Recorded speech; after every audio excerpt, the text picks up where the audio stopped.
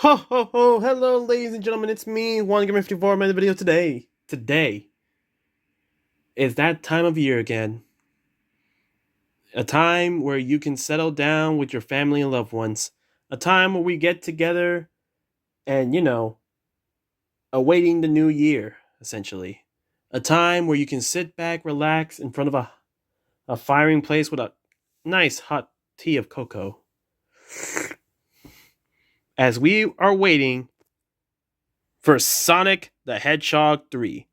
Yes, I know Christmas is around the corner as well, but Christmas doesn't start until December 25, and this is coming out next week on December 20th.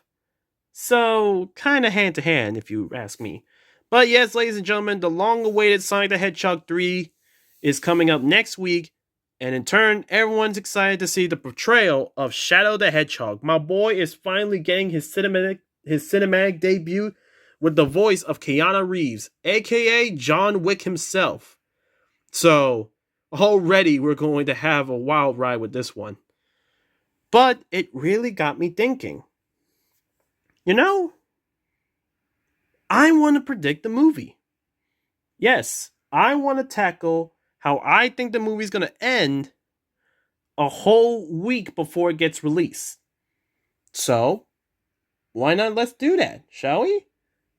So, yes, ladies and gentlemen, sit back, relax, as I'm going to tell you what we're going to be seeing in the big screen. So, without further ado, let's do this.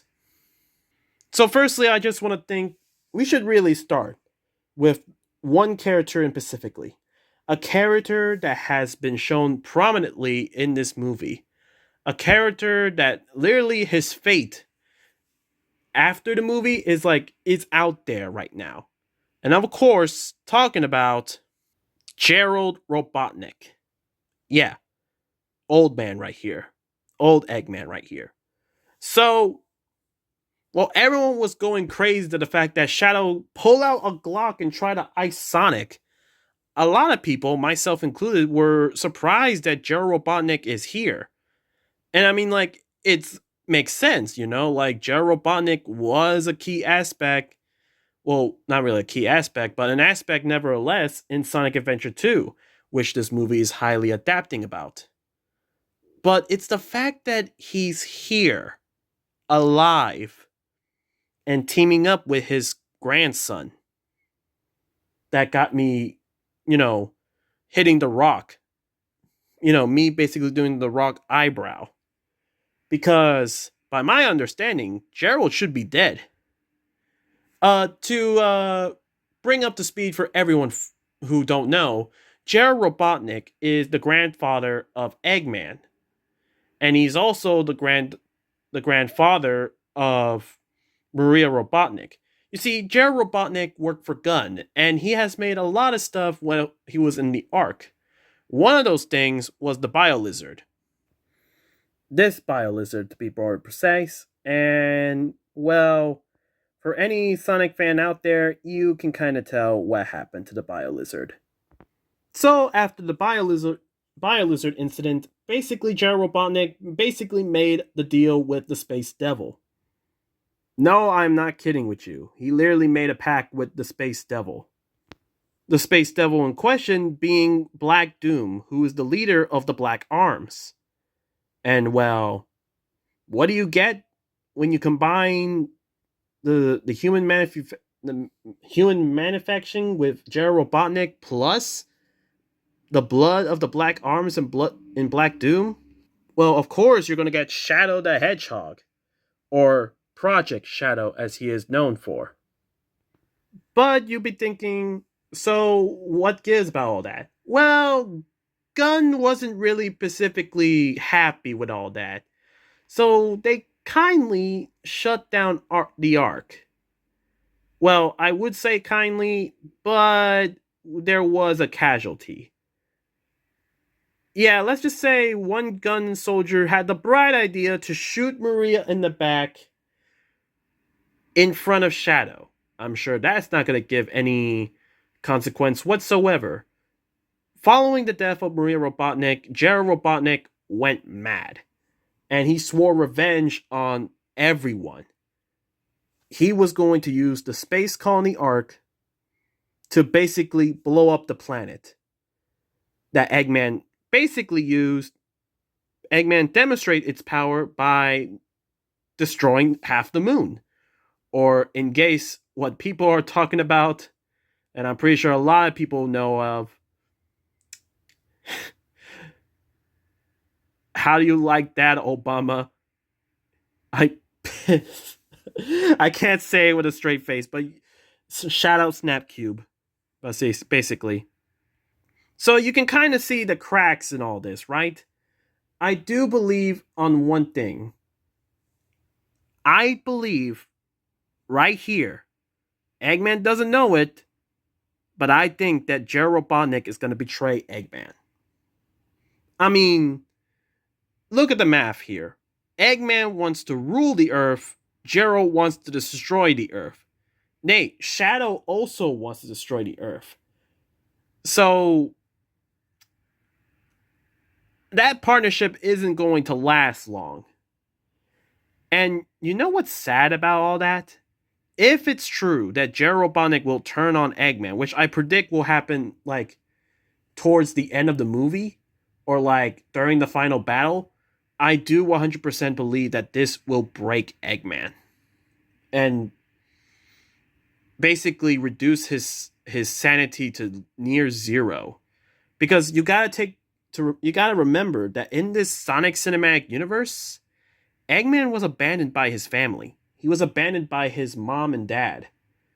And in this movie, he was so surprised that Gerald is alive.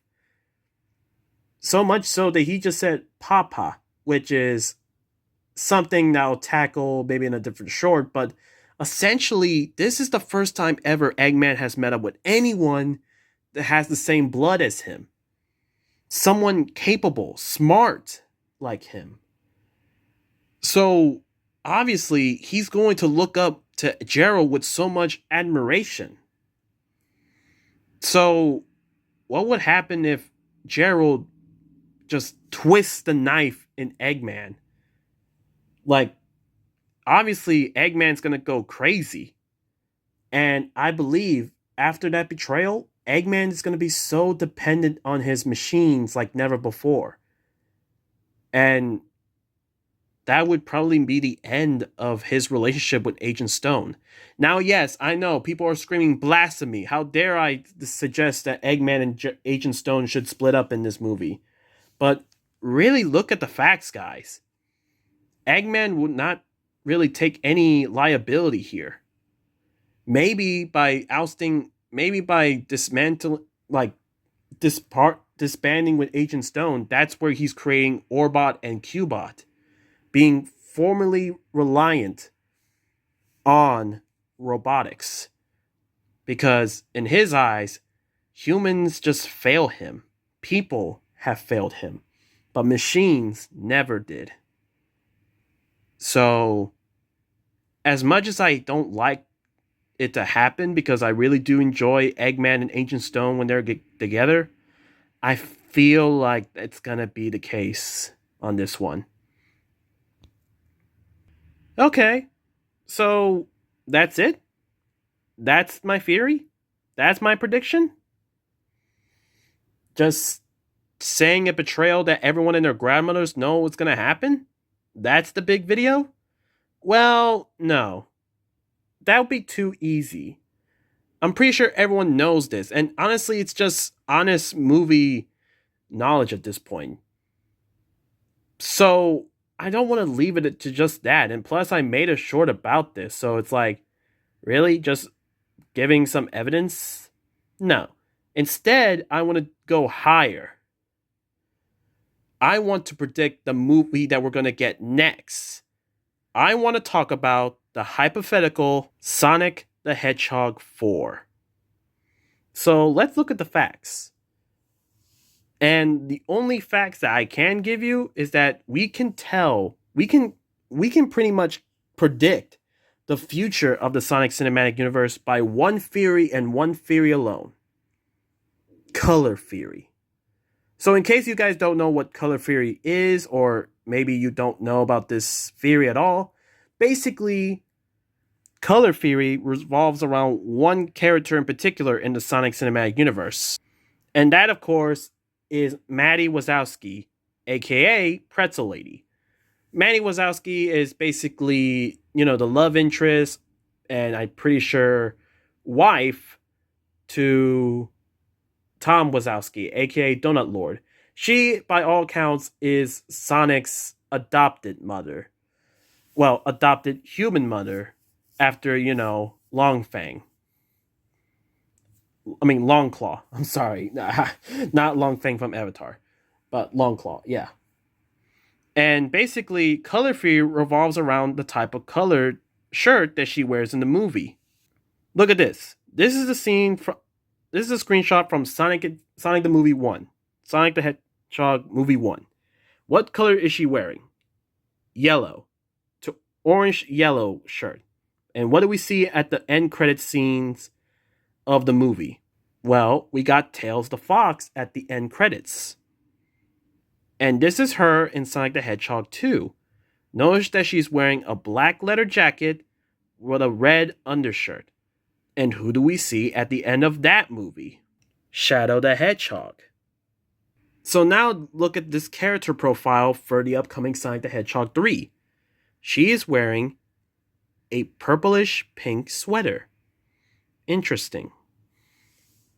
Me and myself and a lot of people in the Sonic the Hedgehog community are basically have this key factor in mind, because this one choice of wardrobe has basically told us that we're going to see either one of three characters showing up in the future of the Sonic Cinematic Universe. Who are those characters? Well, let's go with theory number 1, Espio. Now, you might be wondering, who? Well, Espio is a chameleon who can turn invisible and throws ninja stars. But I'm pretty sure a lot of you also recognize Espio because of a team that he was part of. Espio the Chameleon, alongside Vector the Crocodile and Charmy Bee, formed the detective agency, the Team Chaotix. And would you look at this? Knuckles is kind of considered a Chaotix in the comics. And so, if you really think about it, if they want to give Knuckles' TV show another try in another season, what better way but introducing the Chaotix? Either they decide to make a Chaotix spin-off show, or they could give them a chance in the second season of Knuckles, which, let's be honest, they're going to need anything they need to make season 2 better than season 1. But really, it can also keep on brand with what's going on with the Knuckles TV show. In the Knuckles TV show, we had Knuckles training was teaching Wade to be a warrior. Now, yes, I know the story wasn't handled well over there. It was mostly a Wade show more than it was a Knuckles show. But they can keep the key element that Knuckles is trying to inspire new heroes. Knuckles lost everything. He lost his people. All those great warriors are gone. But now, a great development that we can see for Knuckles and a great character arc to see unravel through multiple Sonic cinematic projects would be Knuckles inspiring new warriors. Maybe in the hypothetical season 2 of Knuckles would meet up with Vector, Charmy, and Espio. And throughout season 2, Knuckles unintentionally have made 3 new warriors, keeping the brand that Knuckles would be the one to hone the skills of new warriors. Those who thought that they were weak, but becoming great warriors, just like Wade before him. Honestly, I would be down for that. Having Espio, Vector, and Charmy to be inspired by Knuckles and forming their own team, with Knuckles occasionally joining their side, to help out with whatever detective case they need. But hey, there's also another option for where they want to take season 2 with. Yes, because season 2 could open, because with Color Theory, this could also open the gates for everyone's favorite Batgirl, Rouge the Bat. Again, with Rouge, it's like if she doesn't show up in Sonic the Hedgehog 3, which is a massive surprise, if that's the case, honestly, Rouge could be a perfect fit to open up in the Knuckles TV show. Rouge kind of has a thing going on with Knuckles. So like it is, and people love it when Knuckles and Rouge are in the same scene together. So bring all that loving teasing thing from Sonic X all the way to the movies. Trust me, you'll have people in their seats. And also, Rouge is just a great rival for Knuckles to have in this new cinematic universe. While Knuckles is prioritized with strength, Rouge is no doubt speed. And shoot, I wouldn't be surprised if Knuckles forms a little bit of a respect. But like Knuckles will have like he respects her, but he will never tell her that he respects her, if that makes sense. And yes, Rouge can also work best with, Shadow the Hedgehog. I mean, come on, we need to see Team Dark in the Sonic Cinematic Universe. If there is no Team Dark in the Sonic Cinematic Universe, I'm gonna be livid. Now it's just a finding a way to get Omega in there. But yes, I know. I've been keeping one omission in the back for a while now. And that, of course, Color Theory could open the case for Amy Rose. Again, if Amy Rose doesn't show up in this movie, maybe they could open the gates for her for Sonic the Hedgehog 3. I mean, Sonic the Hedgehog 4. And I know what you guys are thinking, but aren't they just going to turn Amy into Sonic's fangirl once more?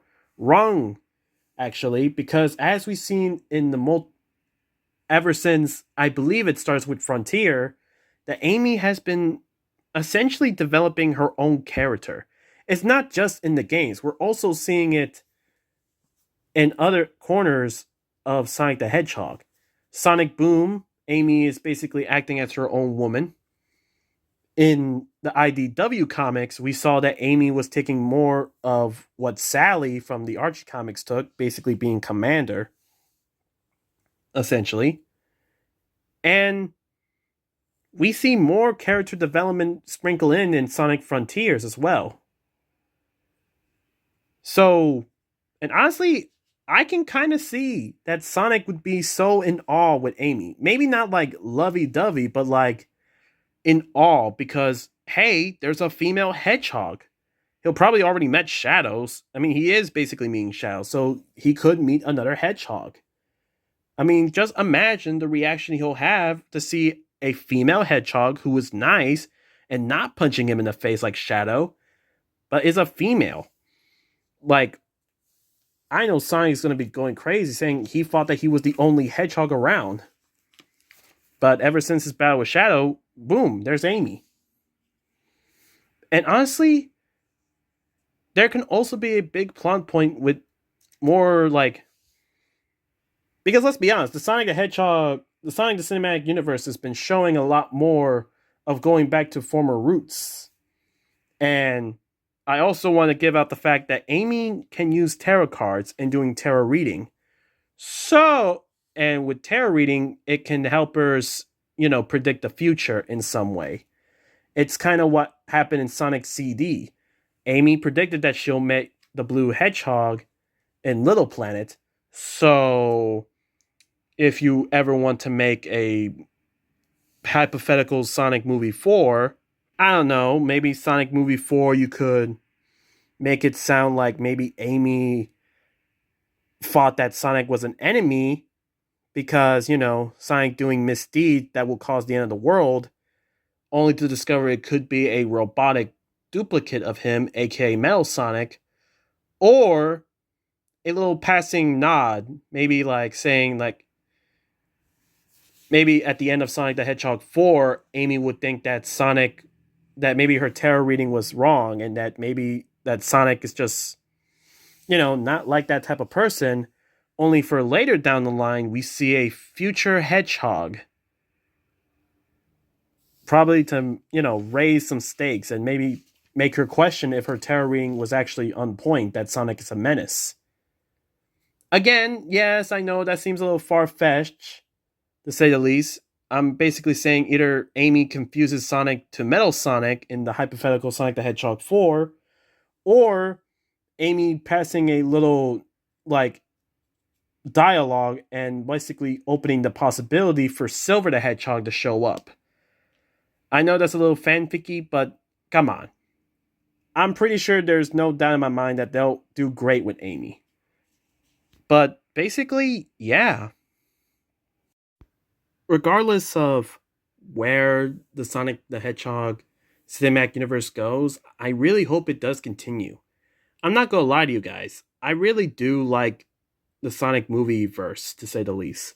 Yeah, I know a lot of people have their problems with it. I know people have their ifs about it, but for me, I personally do like it. And I really do want to see it keep going. But hey, we'll see. I mean, honestly, this movie is going to be so popular that they have to do a Sonic cinematic universe. But, like, would Jim Carrey still play Eggman? Would they find a new way to replace Eggman? Would Agent Stone take up the helms of Eggman? Honestly, I don't know, and that's why I'm so excited for Sonic the Hedgehog 3. But anyways, guys, that's going to be the video. Thank you guys so much for watching. Make sure you like the video so I know you guys enjoy. Comment down below what you guys think. You think I'm right? You think I'm wrong?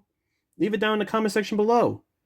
Again, the movie is going to come out next week on Friday.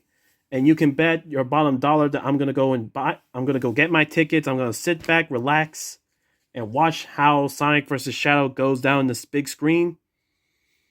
Make sure you like the video so I know you guys enjoy. Comment down below. You think I'm right or wrong? Oh, wait. I think I said it over. God dang it. And subscribe. We're trying to upload daily. This is 1Gamer54 signing off.